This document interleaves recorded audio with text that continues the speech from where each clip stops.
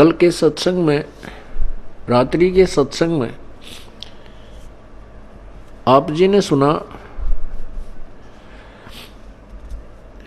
कि एक बहन जिसका नाम चंद्र प्रभा था, पुण्यात्माओं कल गलती से ये दास चंद्र प्रभा की स्थान पर शशि प्रभा बोल गया, वो चित्त से उतर गई थी उनका नाम जो है बहन बेटी का, क्योंकि उस आत्मा के कई जन्म हो चुके हैं और कभी वो एक जन्म में शशि प्रभा भी रही है। जैसे कबीर परमात्मा ने कभी विष्णु जी की महिमा गाते हुए तो साथ में कृष्ण भी बोल दिया है, क्योंकि कृष्ण भी विष्णु ही था। तो वैसे उस समय जो उसकी शरीर था, परमात्मा के समय जो वार्ता हुई थी, उसका नाम चंद्र प्रभा था। उस बहन ब्राह्मणी का जो विधवा थी, उसकी एक पुत्री थी और वो परमात्मा से उपदेश भी प्राप्त कर चुकी थी। दास आपको बार बार यही समझाने की चेष्टा कर रहा है कि जिस समय परमेश्वर स्वयं आए थे, उस समय अशिक्षित जनता थी, अशिक्षित श्रद्धालु थे और अक्षर ज्ञान प्राप्त केवल एक ही वर्ग किया करता था, जिसे ब्राह्मण कहते थे। यही कारण रहा था कि वो बहन कितनी श्रद्धालु थी, प्रभु को चाहने वाली थी, परंतु उसका जो उद्देश्य था वो बिल्कुल गलत था।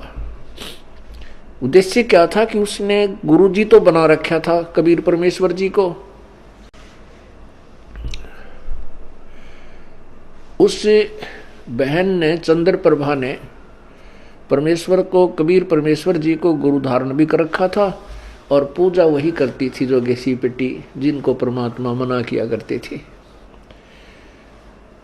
कि पत्थर पूजे हरि मिले तो मैं पूजूं पहाड़, और ताते वो चक्की भली जो पीस खावे संसार। तुम्हारे उस मिट्टी के भगवान थे, पत्थर के भगवान से तो यदि तुम उसके पूजने से परमात्मा प्राप्ति मानते हो तो मैं पहाड़ को पूज दूं जिससे शीघ्र मिले, क्योंकि वो बड़ा पत्थर है।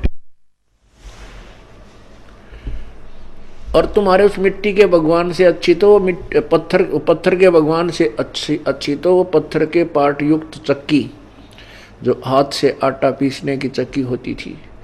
कहते वो चक्की अच्छी जिससे कम से कम आटा तो पीस देता, वो पत्थर। परमात्मा यही ज्ञान रह कर दिया करते थे कि मंदिर के अंदर प्रभु नहीं है, मंदिर में केवल प्रभु का चित्र है। प्रभु से काम बनेगा, प्रभु से लाभ होगा, चित्र से नहीं। जैसे सेब का चित्र पत्थर का बनाकर रख ले मूर्ति, और बहुत खूबसूरत और बिल्कुल जो कि तो मिलती जुलती होती है, और उस सेब की मूर्ति की ही पूजा करते रहें, उसी को उठाकर रखते रहें, बार बार उसकी जो है ना धूप दीप करते रहें, नहीं, वो सेब की पत्थर की मूर्ति खाने योग्य नहीं है। वह उस सेब ढूंढना पड़ेगा, वो सेब लेना पड़ेगा। सेब प्राप्त कैसे होगा? उसके लिए पहले मजदूरी करनी होगी, मजदूरी करके 2 पैसे जेब में डालने होंगे, रुपए। उन रुपयों के, उस धन के प्रतिफल में हम उस सेब को खा सकेंगे, उसका आनंद ले सकेंगे। ऐसे ही हम परमात्मा के प्राप्ति रूपी सत्य साधना रूपी मजदूरी करेंगे। इस भक्ति के धन से हम परमात्मा को प्राप्त करेंगे, उस मूर्ति की पूजा करने से नहीं। अब वो बहन चंद्र प्रभा कबीर जी को तो एक साधारण संत भक्त मानती थी, संत मानती थी, गुरु जी मानती थी, और जगन्नाथपुरी में रखी उन बिना बगैर पंजे के हाथों वाली मूर्ति को वो भगवान मानती थी। इसी भ्रम को निवारण करने के लिए प्रभु ने ये लीला की, एक तीर से 2 शिकार किए।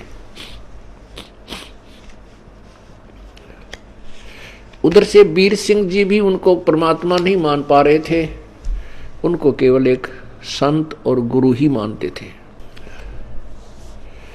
परमात्मा कहते हैं कि गुरु मानुष कर जानते ते नर कहिए अंध, होवे दुखी संसार में आग यम के फंद। कबीर गुरु गोविंद दोनों खड़े, गुरु गोविंद दोनों खड़े, किसके लागू पाए, बलिहारी गुरु अपना जिन गोविंद दियो मिलाए।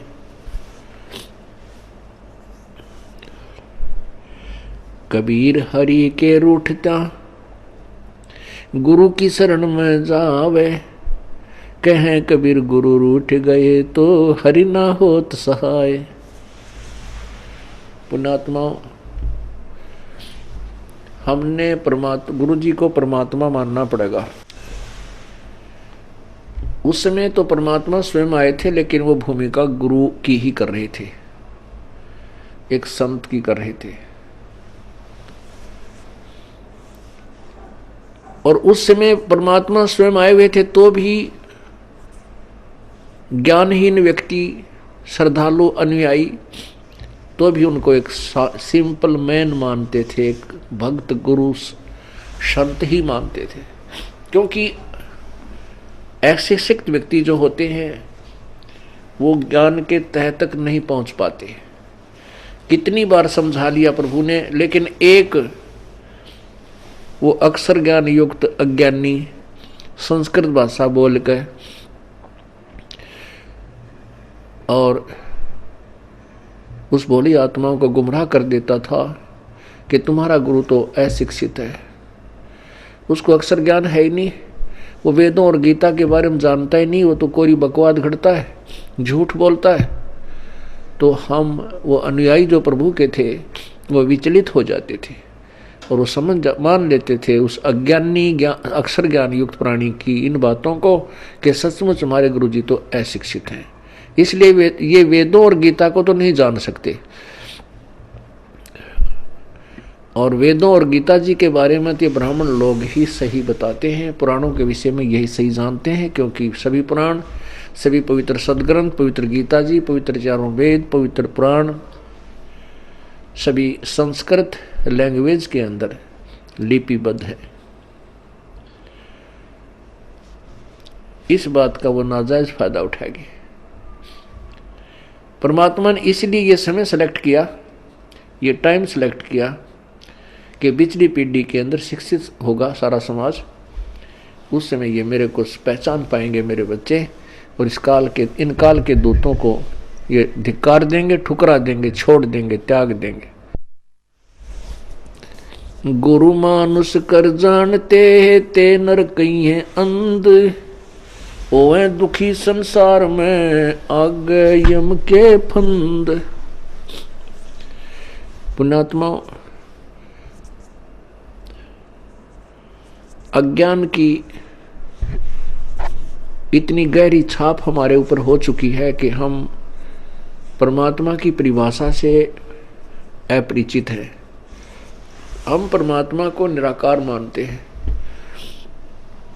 ये अज्ञानी संत, ऋषि, महर्षि और गुरुजन परमात्मा को निराकार बताते रहे, जबकि हमारे सब सदग्रंथ और जिन महापुरुषों ने परमात्मा के दर्शन हुए उन्होंने अपनी अमृतवाणी में परमात्मा को साकार बताया है और मनुष्य सदृश बताया है, मनुष्य जैसा।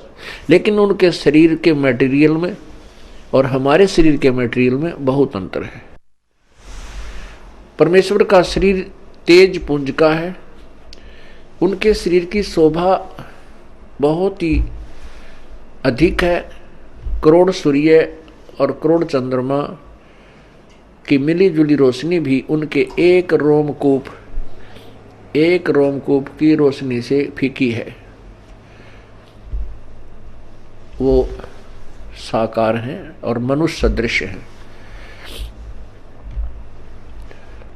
परमात्मा के उस स्वरूप को चरम दृष्टि से नहीं देखा जा सकता, उसको केवल दिव्य दृष्टि से देखा जा सकता है। और परमात्मा जब यहाँ आते हैं अपने उस अत्यधिक तेजों में शरीर के ऊपर एक हल्का ओवरकोट डालकर अपने शरीर के उस वास्तविक तेज को कुछ छुपा करके यहाँ प्रकट होते हैं सहशरीर आते हैं और सहशरीर चली जाते हैं। उसमें वे एक संत, भक्त, हंस और एक जनसाधारण की भूमिका करते हैं। परमात्मा पाने के लिए गुरु जी, गुरु बनाना अति आवश्यक है। राम कृष्ण से कौन बड़ो, उन्हों भी गुरु कीन, तीन लोक के वे धनी, गुरु अग अधीन। राम कृष्ण बढ़ते पुर राजा, तिन गुरु बंद कीन निज काजा। कहते हैं राम कृष्ण से तो तुम किसी को बड़ा नहीं मानते। उन श्री रामचंद्र जी ने और श्री कृष्ण चंद्र जी ने भी गुरु बनाए और वो तीन लोक के मालिक भी गुरु जी के समक्ष नतमस्तक रहे, एक गुरु मर्यादा में रहे। श्री रामचंद्र जी ने वशिष्ठ जी को गुरु बनाया और श्री कृष्ण चंद्र जी ने दुर्वासा जी को आध्यात्मिक गुरु बनाया। श्री कृष्ण जी के संदीपनी जो थे वो अक्षर ज्ञान के गुरु थे, उन्होंने उनको अक्षर ज्ञान सिखाया था। गुरु मानुष कर जानते, अब ये तो सिद्ध हुआ कि गुरु का होना अति आवश्यक है। आध्यात्मिक अपने इस ज्ञान, आध्यात्मिक मार्ग को, आध्यात्मिक क्रियाओं को सफल करने के लिए, परमात्मा प्राप्ति के लिए गुरु जी का होना अति आवश्यक है। अब गुरु जी के प्रति हमारा कैसा व्यवहार बर्ताव हो। गुरु गोविंद कर जानियो, रहिए शब्द समाये, मिले तो दंडवत बंदगी, नहीं पल पल ध्यान लगावे। कहते हैं परमात्मा स्वयं संकेत कर रहे हैं कि गुरु गोविंद कर जानियो, गुरु जी को भगवान मानकर चलना और उनकी आज्ञा का पालन करना, उनके द्वारा दिए गए मंत्र का खूब डट के साधना करना, भजन करना श्रद्धा से। और जब भी आपको मिले दंडवत प्रणाम कीजिए। यदि आपसे दूर हैं तो पल पल उन्हीं का ध्यान कीजिए।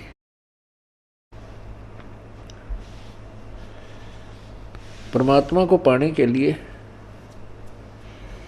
हमने वो प्रत्येक प्रयत्न करना पड़ेगा जो प्रभु पाने में सहयोगी है।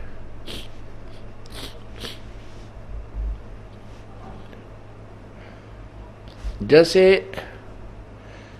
ये दास है, उसमें तो परमात्मा स्वयं आए थे, अब ये दास बेच दिया अपना।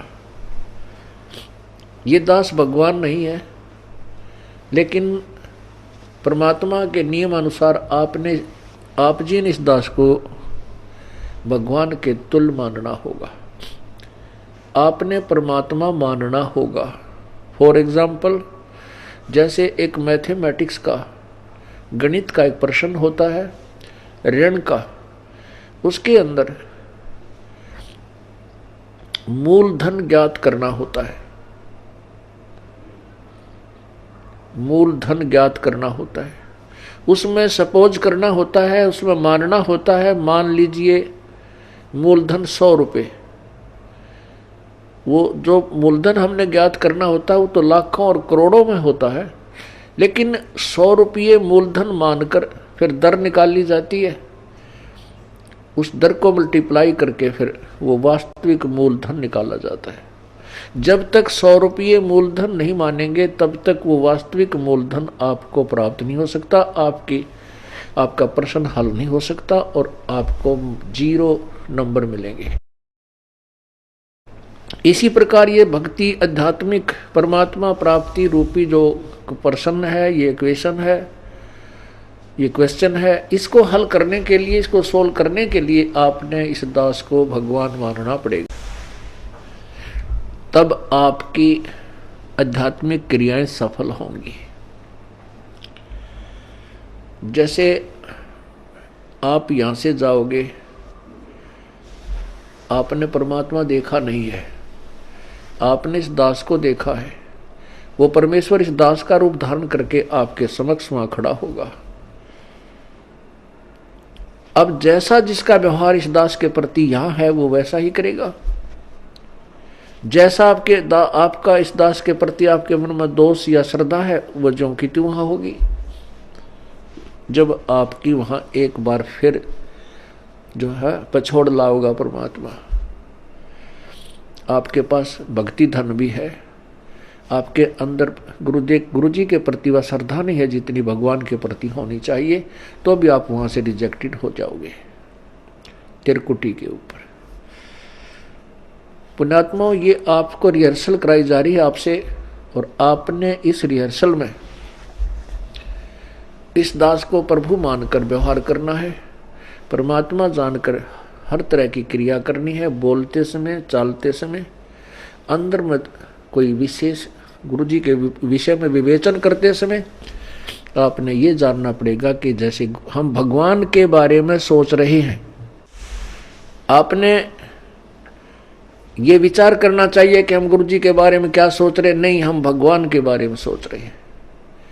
यदि इस दास में कोई दोष देख रहे हो तो आप परमात्मा में दोष देख रहे हो, या तो फिर त्याग जाइए, यहां से चले जाइए। आपको ऐसे गुरु की आवश्यकता नहीं जिसमें आप दोष निकाल रहे हो। हम इसी प्रकार परमात्मा को प्राप्त कर सकते हैं। गुरु मानुष कर जानते ते नर कहिए अंधे, ओवे दुखी संसार में आग काल के फंद। गुरु जी के प्रति आपकी कैसी श्रद्धा हो।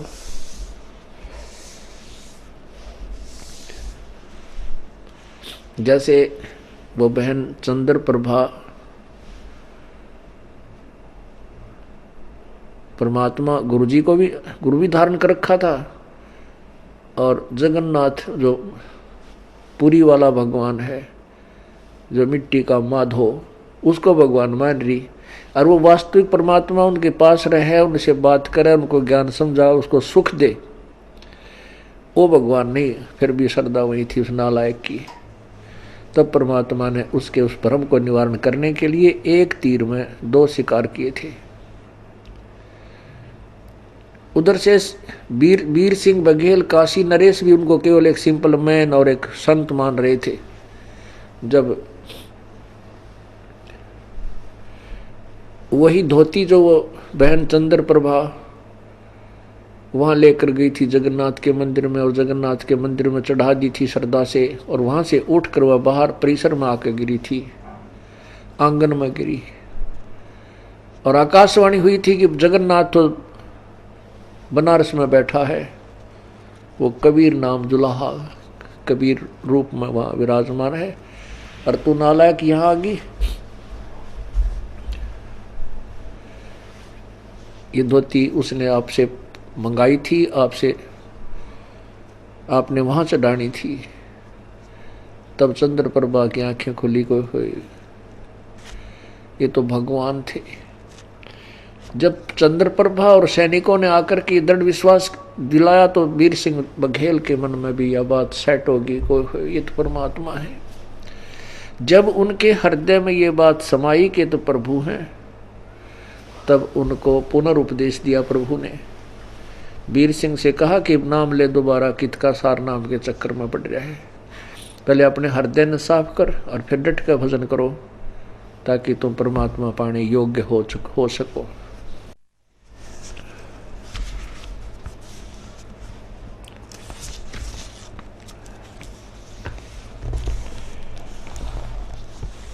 गुरु जी के प्रति गुरु की महिमा आप प्रतिदिन पढ़ते हो नित्य नियम में, लेकिन आप पढ़ते हो उसके ऊपर विवेचन नहीं करते। आप प्रतिदिन क्या सुनते और पढ़ते हो। कबीर दंडवत गोविंद गुरु बंधु अविजन सोए, पहले बहे प्रणाम तेन नमो जो आगे होए। कबीर दंडवत गोविंद गुरु, गोविंद गुरु माने गुरु भगवान को नमस्कार करूं। दंडवत गोविंद गुरु गुरु भगवान, गोविंद माने भगवान, गुरु मीन गुरु, गुरु भगवान को दंडवत प्रणाम करूं और बंदू अविजन सोए, पहले भय प्रणाम ते नमो जो आगे होए। ऐसे महापुरुष गुरुदेव के तुल्य आगे और पीछे जो भी आए हैं उन संतों को नमस्कार है। गुरु को कीजय दंडवतम, कोटि कोटि प्रणाम, कीट न जाने भृंग को यूं गुरु कर ले आप समान।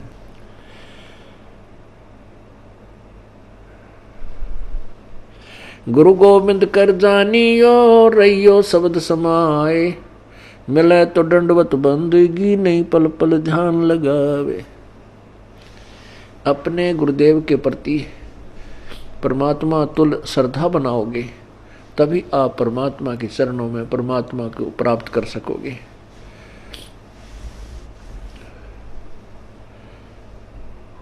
गुरुदेव में कैसे आपकी श्रद्धा बनी वह बताया है कि सामने आए तो दंडवत प्रणाम हो, और नहीं तो फिर उन्हीं का ध्यान, उन्हीं के द्वारा दिए गए मंत्र पर विवेचन, उसका सिमरण, और रह रह कर आपके हृदय ये आत्मा ये पुकार करेगी, तड़फेगी को हो ऐसा निर्मल ज्ञान है भगवान कहाँ थे, अगर गुरु जी ना मिलते तो हमारी क्या दुर्गति होती। इस तरह की विवेचन जो करना है ये भी गुरुदेव का ध्यान है।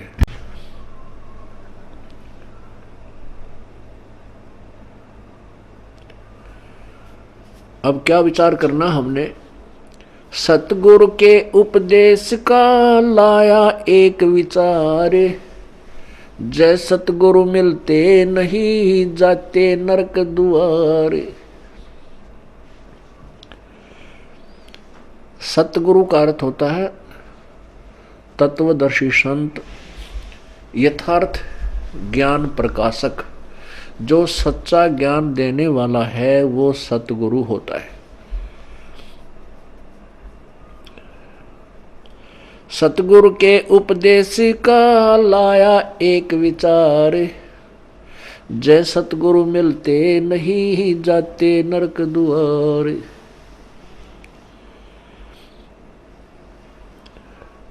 यम द्वार में दूत सब करते खेचातान, उन तक कभू ना छूटता फिर फिरता चारों खानी। कबीर चार खानी में भरमता कभो न लगता पार, सो फेरा सब मिट गया मेरे सतगुरु के उपकार। होय होय, इतनी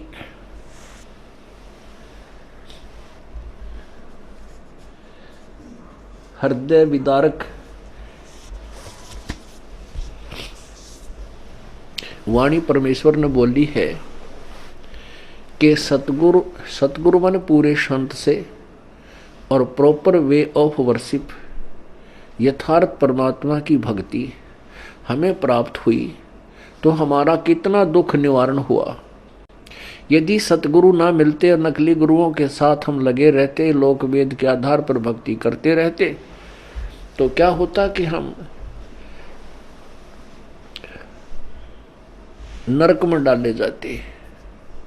वहां पर यम के दूत हमें खूब सताते। कैसे सताते हैं यम के दूत? जैसे किसी को कोड लगा हुआ हो और उसको फिर ये किसी के जख्म हो गए हों, फुंसी हो जाए, उनमें मवाद हो, ये मक्खियां कितना परेशान किया करती हैं। ऐसे यम के दूत नरक के अंदर इन प्राणियों को परेशान करते हैं।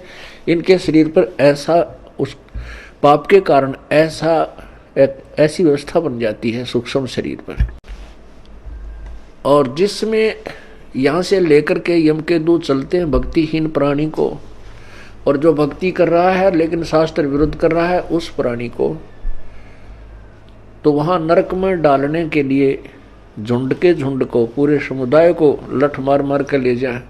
जैसे किसी पशु को फाटक में रोकते हैं और वो उसमें जाने से आनाकानी करता है, वापस भागता है, तो उस पशु को लठ मार मार कर और फाटक में बंद कर देते। ऐसे ही यम के दूत लंबे लंबे भाले लेकर हाथों में गदा लेकर के इनको कूटते हुए और उस नरक के अंदर ठोक देते। ये वापस भागते हैं क्योंकि आगे इतना बुरा हाल, इतना गंदा स्थान, और जो पहले के प्राणी वहां डाल रखे हैं वो बुरी तरह चिल्ला रहे होते हैं। अब उनको देख करके ये वापस भागने की चेष्टा करते हैं और पीछे तो फिर वो यम के दूत कुट्टे। वहां उनकी जो रिहर्सल होती है वह खेचा ताण, उस खेचा ताण की बिरान मट्टी, वो दुख, और फिर नरक के अंदर कष्ट। उसके बाद क्या होता कि 84 लाख योनियों में कभी कुत्ते बनते, कभी गधे बनते, सुअर बनते, गंदी नाली के कीड़े बनते। वो सब सारा का सारा कष्ट परमेश्वर के इस सत्य नाम से, पूरे संत के ज्ञान से और उनके द्वारा बताई गई भक्ति विधि से सब आप बाईपास निकल गए। न नरक में जाना पड़ेगा, न काल की तपस्या पर आपको जाना पड़ेगा, और न ही 84 लाख योनियों में आपको जाना पड़ेगा। पुण्यात्माओं, आप तो बालक हो, क्योंकि भक्ति मार्ग का ज्ञान कभी हमने सुना नहीं। केवल जैसा भी परंपरागत हमारे जिस भी धर्म में हम जन्मे हैं उन्हीं लोक वेद को हम अंतिम भक्ति का ज्ञान, आध्यात्मिक ज्ञान मानकर उसी पर आश्रित थे। वो तो कैखा भी नहीं थी भक्ति का, आध्यात्मिक ज्ञान का वो कैखा भी नहीं प्राप्त था हमारे को। अब ये विस्तार से एक पूर्ण इतिहास आपके समक्ष प्रभु दत्त पेश किया जा रहा है। अब जिससे सतगुरु के उपदेश यानी ज्ञान और मंत्र भक्ति से इतना ढेर सारा कष्ट हमारा टल गया हो, तो उस गुरु जी के बारे में क्या बताते हैं। कबीर चार खानी में भरमता, कभो न लगता पार, सो फेरा सब मिट गया सतगुरु के उपकार। 7 समुद्र की मसी करूं, लेखनी करूं बन राय, धरती का कागज करूं, गुरु गुण लिखा न जाए। क्या बताते हैं परमात्मा, अपनी महिमा आप ही सुनाते हैं कि ऐसे परम संत कि क्या महिमा करूं। यदि मैं पूरी पृथ्वी का कागज बनाऊं और 7 समुद्रों की इंक बना लूं, एक पेड़ में एक वृक्ष की कितनी कलम बन जाएंगी बिना गिनती की। और फिर कहते पूरे समुद्र के सारे समुद्रों की इंक बना के और धरती के जितना लंबा कागज लेकर जो लिखने लगूं, तो ऐसे सतगुरु की महिमा, उनके गुण का मैं गुणगान नहीं कर सकता, नहीं लिख सकता। वो थोड़ा पड़ जावे, 7 समंदर भी खत्म हो जाए, वो कलम भी घिसने और कागज भी छोटा पड़ जावे, तो अभी पर उस ऐसे संत की महिमा शेष रह जावे। कबीर बलिहारी गुरु आपना, घड़ी घड़ी 100 बार, मानुष से देवता किया करत न लागी बार।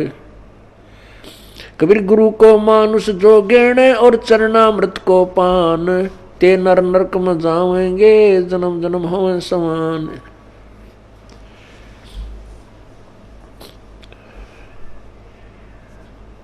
कहते हैं अपने सतगुरु के ऊपर मैं बलिहारी हूं,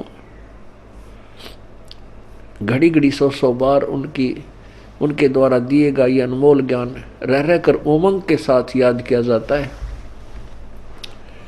और ऐसे संत के प्रति एक विशेष श्रद्धा बनती चली जाती है।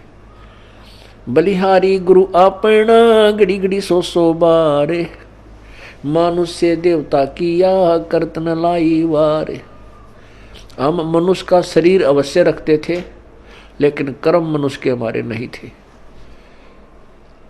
मनुष्य के कर्म अब प्रारंभ हुए हैं, बुराइयों से दूर होना और परमात्मा का यथार्थ भक्ति मार्ग ग्रहण करना।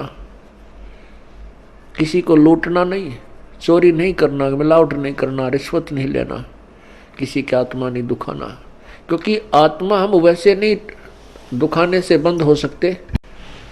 हम मिलावट करने से या रिश्वत लेना वैसे नहीं छोड़ सकते जब तक हमें इसके होने वाले दुष्प्रभाव का ज्ञान ना हो। जैसे विष से हम क्यों डरते हैं? क्योंकि उससे होने वाले दुष्प्रभाव से हम पूर्ण परिचित हैं। और नादान बालक उसी बोतल में जिसमें विष रखा हो मुंह का लगा कर पी ले और जान मृत्यु को प्राप्त हो जाए, जान से हाथ धो बैठे। ऐसे ही जो बुराइयां करते हैं वो अपना जीवन बर्बाद कर रहे हैं।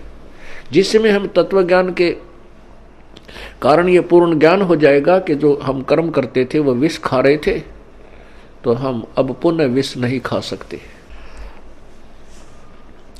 इसलिए परमात्मा अपनी महिमा भी बताते हैं कि गुरु मानुष से देवता किया और करत न लागी बार।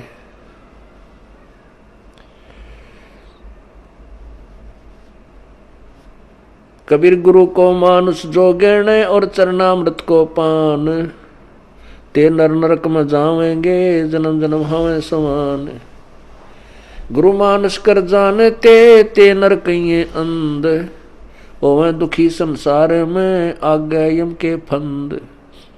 कबीरा ते नर अंध है गुरु को कहते और, हरि के रूठे ठोर है गुरु रूठे नहीं ठोर।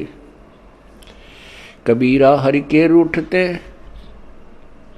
गुरु की शरण में जाए, कह कबीर गुरु रूठ गए तो हर ना होत सहाय।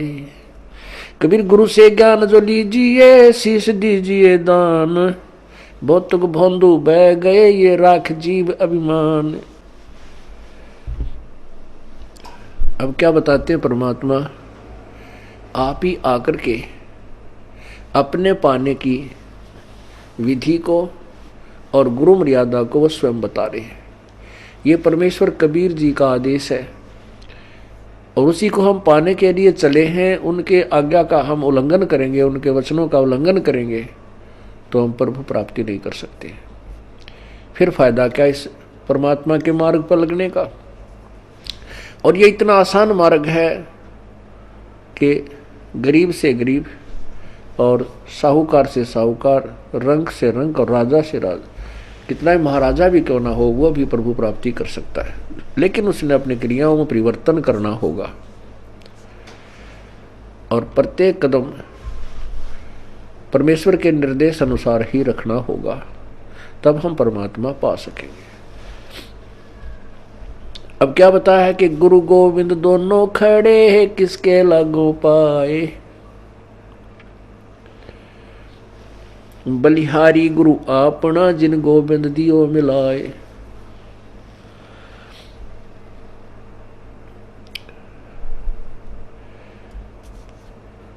कबीर गुरु के रूठ त्या हरि की, कबीर हरि के रूठ त्या गुरु की शरण में जावे, कहे कबीर गुरु रूठ गए तो हर ना होत सहाय। परमात्मा स्वयं ही बता रहे हैं कि एक तरफ गुरु जी खड़े हैं और दूसरे साथ में परमात्मा खड़े हैं, तो किसके हम चरण छुएं, किसका विशेष आदर करें, किसकी चाह प्रथम करें? आप ही उत्तर दे रहे हैं कि बलिहारी गुरु आपना जिन गोविंद दियो मिलाए। अब इस उदाहरण को आपको समझाया जाएगा कि जैसे एक मटके में घड़े में जल है, वो तो समझो भगवान है। एक तरफ हैंडपंप खड़ा है वर्किंग पोजीशन में, चालू हालत में। एक तरफ तो हैंडपंप यानी नल है, एक तरफ एक मटके में घड़े में जल है। तो उस मटके के जल को तो भगवान समझो और नलके को गुरु जी समझो। तो इन दोनों में से कहते मैं किसके चरण छूं अर्थात किसको महत्व दूं? आप ही उत्तर देते हैं कि बलिहारी गुरु आपना जिन गोविंद दियो मिलाए।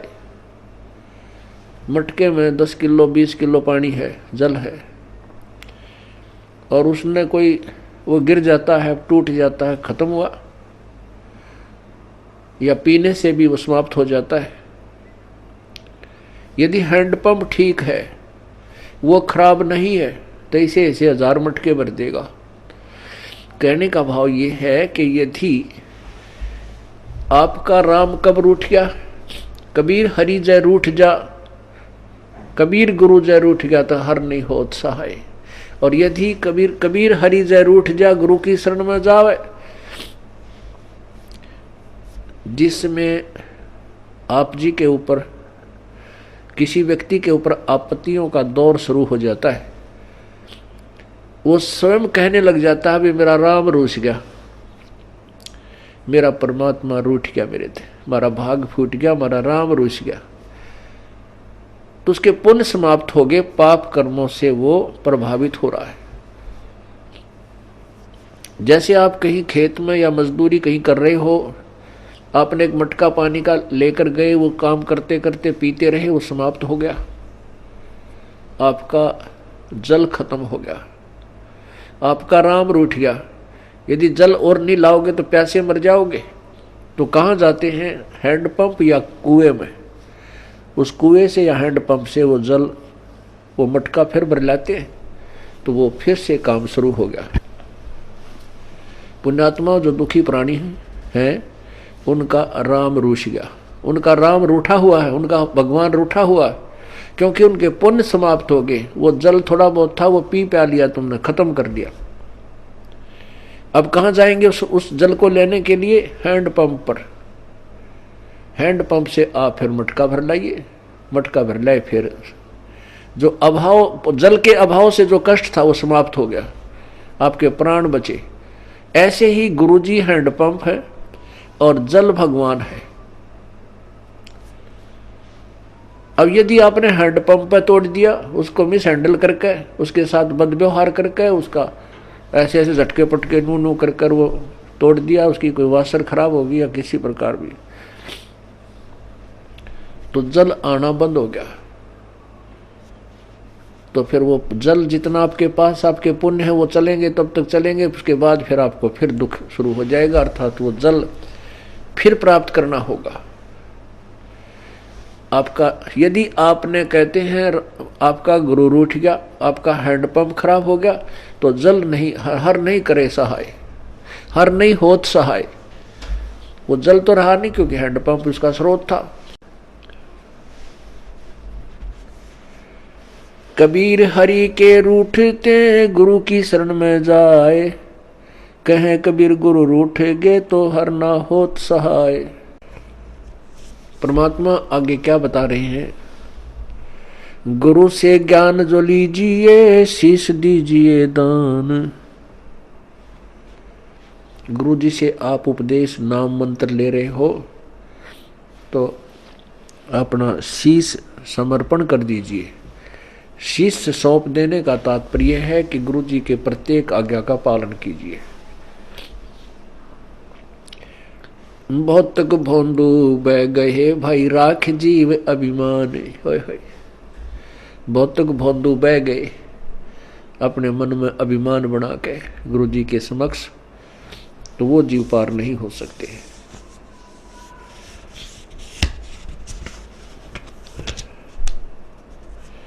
तन मन दिया तो भला किया, सिर का जासी भारे, जो कबहू के मैं दिया भाई बहुत सहे सिर मारे। अब जैसे कोई पुण्यात्मा है, कोई सेवा कर रहे हैं, कोई दान कर रहे हैं, और कोई भक्ति कर रहे हैं, सुमन करते हैं, देखा भाई अर्श में माला रखता हाथ में, भाई वाह कमाल है। पुण्यात्मा, ये वाह शब्द है ना, ये केवल परमात्मा के लिए ही हो सकता है, जीव के लिए नहीं होना चाहिए। जैसे वाहेगुरु, वाहेगुरु का शब्द नानक साहब जी ने परमात्मा के लिए बोला था। वाह का पात्र केवल एक ही है। यदि हम दूसरे की वाह करते हैं और उसके में वाह समा रही है, उसको वाह से वो फूलने लग गया है, उसका विनाश होना प्रारंभ हो चुका है। उस श्रद्धालु का यदि कोई दान करता है और उस दान का उसी को फल मिल रहा है, और दूसरे उसकी दान किए हुए दान को से उसी की प्रशंसा करते हैं, तो ज्ञानहीन प्राणी होता है, उस प्रशंसा का पात्र बनकर वो अभिमान करने लग जाता है, बट नेचुरल है। जिसको ज्ञान नहीं है अवश्य होगा। कोई सेवा अच्छी करता है, शारीरिक सेवा करता है दूसरे ने, के वाह भाई यू या बहन या भाई, ये तो भाई दिन रात इसने सेवा में अपना शरीर गाल रखे है, तो कुछ दिनों में उसके अंदर भी यह बीमारी होएगी और वो उसके नाश का कारण बनता है। कोई सेवा करता है तो अपने लिए कर रहा है, हम उसकी प्रशंसा करते हैं, उसके तरफ आकर्षित होते हैं, तो महाराज जैसा बुद्धू नहीं, वो भक्त नहीं है, उसको ज्ञान नहीं है। कहते हैं गुरु को तजय भजय जो आना, तापसुआ को फोकट ज्ञाना। क्योंकि हम जिसकी प्रशंसा कर रहे हैं हम उसके ऊपर आसक्त है बाई हुक एंड क्रुक, तो हम परमात्मा से हटकर उसकी तरफ आकर्षित हुए हैं, तो यह भी कमजोरी है। परमात्मा के पाने में हमने सारी कमजोरी मिटानी होगी। एक बूढ़ा आदमी डॉक्टर जी के पास गया और बूढ़ा बुजुर्ग कति अस्थि पिंजर शेष था, पतल आड़ दिखे, नारी नारी अस्थि दिखे। अब डॉक्टर जी ने देख लिया भाई ये तो बीमारी क्या है कि कमजोर आदमी है, कति शारीरिक वीकनेस घनी है इसमें। तो बूढ़े आदमी ने उस वृद्ध ने कहा डॉक्टर जी मैं कुछ देर चलता हूं ना मेरा दम फूलने लग जाता है, सांस चढ़ जाए। डॉक्टर बोला भाई महाराज बुजुर्ग कमजोरी है आपको, आपका शरीर कमजोर हो गया। फिर कहता है गुरु डॉक्टर जी मैं खड़ा होता हूँ चक्कर आवे हैं। डॉक्टर बोला बूढ़ा कमजोरी है। फिर बोला जी पिंडी बढ़के हैं, यानी पिंडलियों में दर्द हो जाता है। डॉक्टर बोला कमजोरी है। और बूढ़े को गुस्सा आ गया।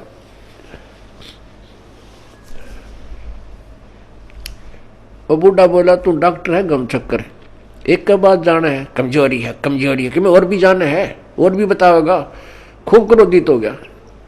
वो डॉक्टर बोला बूढ़े या भी कमजोरी है, क्योंकि कमजोर आदमी ने गुस्सा गणाया करे।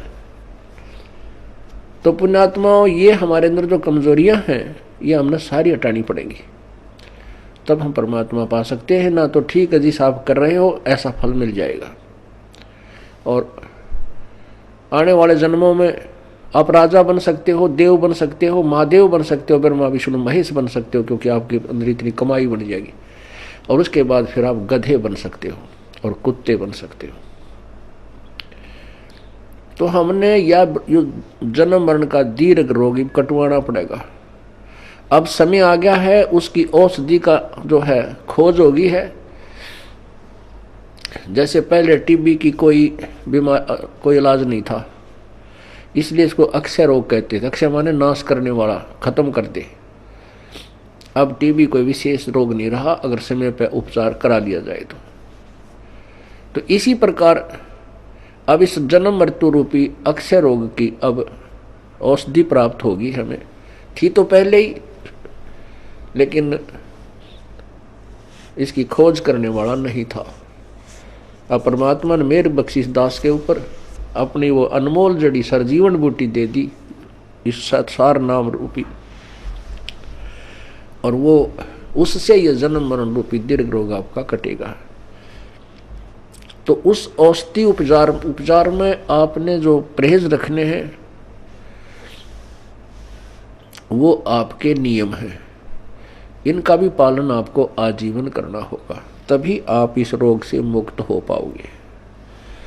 अब जैसे हम एक दूसरे पर आसक्त होते हैं, जो बड़ा अच्छा पाठ पढ़ता है, इसकी बड़ी अच्छी प्यारी बोली है, अरे पाठ भगवान की वाणी है, परमात्मा ने वाणी लिखी है, और वही वाणी आपको पढ़ कर सुना दे, और या कोई गा के सुना दे, मीठी आवाज में सुना दे, बाकी आवाज में सुना दे, उस पर अमल हो। अब जैसे कोई शराब पिए पड़ा था और दूसरा व्यक्ति जाके कहने लगा कि भाई तुम्हारा चोरी होगी। वो शराबी कहता है चोरी होगी? अच्छा चोरी होगी, फिर बता क्या हो गया? चोरी हो गया।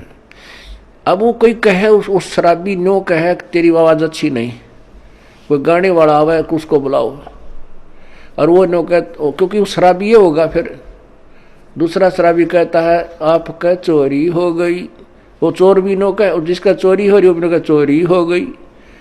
अरे नालायक को। फिर वो नो कहता हाँ ये बहुत बढ़िया बोल रहा है, इसकी आवाज़ बहुत प्यारी है, चोरी हो गई। और उसने नो कहा जाकर सिंपल वे में, भाई तुम्हारा घर में चोरी होगी और बहुत नुकसान हो गया है। यदि वो होश में है, शराब नहीं पी रखी, तुरंत कलेजा पकड़ेगा, अक भाई कितना नुकसान हो गया, तुरंत घर को चल पड़ेगा।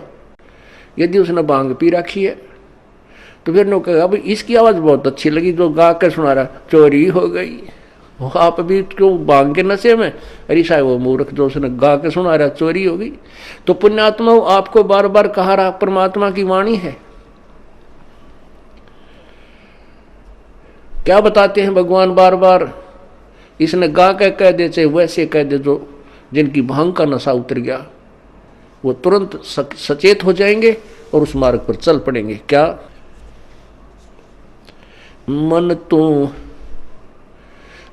तू बस रे चल रे सुख के सागर, जहां शब्द सिंधु रत्नागर।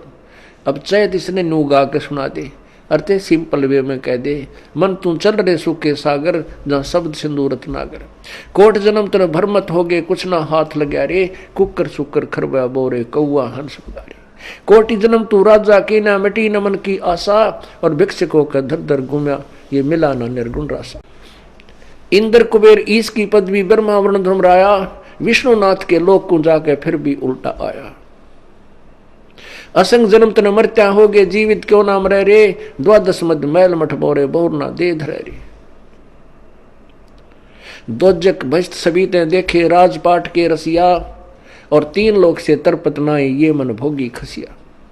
सतगुर मिले तो इच्छा मेटे, पदमल पदे समाना, चल हंसा उस लोक पठाऊं जो आद अमर स्थाना। चार मुक्ति जहां चंपी करती माया, होरी दासी, दास गरीब अभय पद पर से मिले राम अविनाशी। अब इस वाणी ने चाहे तो कोई गा के सुना दो, और चाहे भाई इसने वैसे सिंपल वे में कह दे, जब तक हम इस अनमोल वचन को जो प्रभु दत्त है, परमात्मा का दिया हुआ है, इसको हृदय में धार कर इसके अनुसार नहीं करेंगे, तो ना तो इसके गान तो फायदा, ना इसके वैसे कहन सुनन तो फायदा। इससे लाभ होगा जब हम इसके परमात्मा की वाणी पर अमल करेंगे और तुरंत उसका अनुसरण करके अपना मोक्ष प्राप्त करने का तरीका ढूंढेंगे। तो जैसे हम किसी और पर किसी भी पॉइंट से आसक्त होते हैं तो हम कमजोरी में हैं और हम पार नहीं हो सकते हैं। क्या बताते हैं, गुरु से अधिक ना कोई ठहराई, मोक्ष पंथ नहीं गुरु बिन पाई। राम कृष्ण बढ़ती पुर राजा, तिन गुरु बंद की न निज काजा। गेही भक्ति सतगुरु की करही, आदि नाम निज हृदय धरही। गुरु चरणन में ध्यान लगावे, अंत कपट गुरु से ना लावे। गुरु सेवा में फल सर्वस आवे, गुरु विमुख नर पार न पावे। गुरु सेवा में फल सर्वस आवे, गुरु विमुख नर पार न पावे। गुरु वचन निश्चय कर माने, पूरे गुरु की सेवा ठाने। गुरु जी का आदेश अवश्य माने और गुरु भी पूरा हो, पूरे गुरु की पूजा करे, पूरे गुरु के आधार से साधना करे। गुरु की शरणा लीजय भाई, तात जीव नरक नहीं जाई। गुरु कृपा कटे यम फांसी, विलम न हो मिले अविनाशी। गुरु बिन काहू न पाया ज्ञान, जो थोथा बोछड़े मूड किसाना। तीर्थ व्रत और सब पूजा, गुरु बिन दाता और न दूजा। नौ नाथ 84 सिद्धा, गुरु के चरण सेवै गोविंदा। गुरु बिन प्रेत जन्म सब पावे, वर्ष सहस्र गर्भ सुरहावे। गुरु बिन दान पुण्य जो करही, मिथ्या होवे कबू ना फल ही। गुरु बिन भरम न छूटे भाई, ही कोट उपाय करो चतुराई। गुरु के मिले कटे दुख पापा, जन्म जन्म के मिटे संतापा। गुरु के चरण सदा चित दीजय, जीवन जन्म सफल कर लीजय। गुरु भगता मम आत्म होई, वाके हृदय रहूं समोई।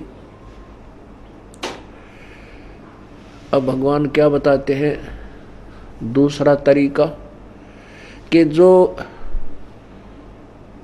गुरु का भक्त है, मेरे उस संत का भक्त है, अनुयायी है, श्रद्धालु है, सच्चे दिल से साधना कर रहा है, प्रत्येक आज्ञा का पालन करता है, तो कहते हैं उस मेरे वाले मेरे भेजे गए हंस संत के का जो भक्त है वो मेरी आत्मा है, वो मेरा सच्चा यानी प्यारी आत्मा है, और उसके हृदय में मैं समाया रहता हूँ।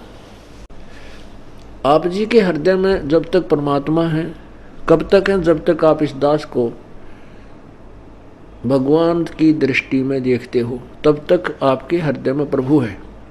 और जब आपके मन में कोई दोष उत्पन्न होने लग जाता है तो काल प्रवेश कर जाता है, प्रभु हट जाता है। क्या कहते हैं भगवान? गुरु भक्ता मम आत्म होई, वाके हृदय रहूं समोई। गुरु का भक्त मेरी आत्मा हो है, और उसके हृदय में मैं समाया रहता हूँ, अर्थात मेरी ही उपस्थिति बनी रहती है। और जब तक भगवान की उपस्थिति है तो आपकी श्रद्धा भगवान गुरुदेव के प्रति और भक्ति के प्रति एक पूरी निष्ठा बनी रहती है। जो ही आपके हृदय में कोई दोष आता है प्रभु गुरु जी के प्रति, चाहे किसी प्रकार से, चाहे प्रत्यक्ष या अप्रत्यक्ष, परमात्मा आपसे दूर हो जाता है। ऑटोमेटिक सिस्टम है। तो उसमें आपके विचारों में परिवर्तन, ये दास पहले आपको आज जो पुण्यात्मा, जब तक आपके हृदय में परमात्मा समाये हैं तब तक ये दास आपको क्या दिखता है ये तो आपको मालूम है, दास नहीं कहना चाहता। और जब आपके हृदय में काल समा जाएगा ये दास आपको दुष्ट दिखाई देगा। दास वही है, पहले भी वही था और बाद में भी वही है, और आगे भी ऐसा ही रहेगा। आपने अपना ही शीशा, जैसे हम दर्पण में मुंह देखते हैं, फेस देखते हैं शीशे में, अगर वो शीशा खराब है तीसरा बूंदा मुंह दिखाओगा, बांगा बांगा। कई बार ना कोई कार खड़ी हो और उसके पास से निकला तो अपना शरीर उस कार के शीशे में नू दिखा, इतना बड़ा पेट सार ठगना है नू, ईसा बूंदा देखने भी जी ना करे। तो ऐसे ही जैसे कोई शीशा खराब है, उसमें मुंह देखे सा बूंदा दिखे, को मोटा मोटा कति मर रहा है, टेढ़ा मेढ़ा, और बढ़िया दर्पण है तो जो का तू दिखाता है। तो पुण्यात्मा, जब तक आपका अंतःकरण हृदय रूपी मिरर बिल्कुल स्वच्छ है, साफ है, तो ये दास आपको कति भगवान दिखाई देगा। जब आपका अंतःकरण किसी दुष्ट ने या आपके अभिमान ने बर्बाद कर दिया तो ये दास आपको बूंदा दिखेगा। जैसे आपका फेस जैसा है वो तो आपका स्पष्ट दर्पण ही दिखा सकता है, यदि दर्पण ही खराब है तो आपके ही चेहरे में कितने दोष दिखा देगा। अब जैसे ये क्रोथा कांड हुआ, इसके पीछे बहुत ही भयंकर षड्यंत्र था। उन लोगों की पोल खुल गई जो धर्म की आड़ में दुनिया को भ्रमित किए बैठे थे, उनके ज्ञान की पोल खोल दी और वो कति चौड़ चपट हो गए। अब उनको भय हो गया कि तुम्हारे अनुयायी तुमसे भागेंगे और तुम्हारे पास कोई जवाब नहीं, दुनिया तुम्हें थूकेगी। तो उन्होंने ऐसे झूठ झाट बोल कर राजा और प्रजा को भ्रमित करके इस दास के प्रति ना जाने के तूफान झूठ बोल दिए। तो उन अज्ञानियों के द्वारा फेंके गए गंध से जिनका अंतःकरण रूपी दर्पण खराब हो गया, उनको ये दास बुरा लगने लगा, अनुयायियों को। और जिनके उनके द्वारा फेंके गए गंध का जिसके अंतःकरण रूपी दर्पण पर कोई असर नहीं हुआ, ये दास उनको जो का तो वही दिखाई दे रहा था। तो यहां परमात्मा हमें यही बताना चाहते हैं, गुरु भक्ता मम आत्म होई, वाके हृदय रहूं समोई। कि गुरु का जो भक्त है वो मेरी आत्मा है और उसके हृदय में मैं रहूंगा। और यदि किसी भी कारण से आपके हृदय में दोष आ जाता है तो प्रभु वहाँ से हट जाते हैं, और काल भगवान तो तैयार है, वो तो फिर तुरंत आकर के कुर्सी संभाल लेता।